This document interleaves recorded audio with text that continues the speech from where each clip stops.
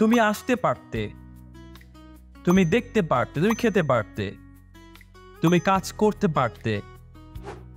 এই যে বাক্যগুলো তুমি পারতে, এগুলো কি আমার সাথে কিভাবে বলতে হয় সেটা শিখবো আজকে ভিডিও থেকে আর কি। এটা খুবই সহজ, এটাতে ইমপারফেক্টটা ব্যবহার করবো।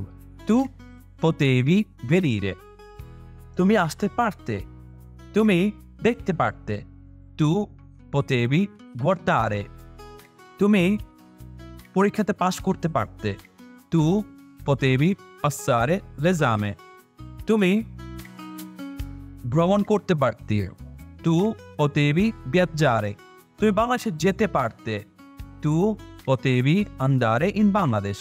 এই যে তুমি পারতে, এখানে তু potevi, এখানে শুধু আপনি যে ভার্বটা বা সাবস্টান্টিভটা আপনি ব্যবহার করতে যাচ্ছেন সেটা যুক্ত করে দিলে কিন্তু বাক্য হয়ে যাচ্ছে।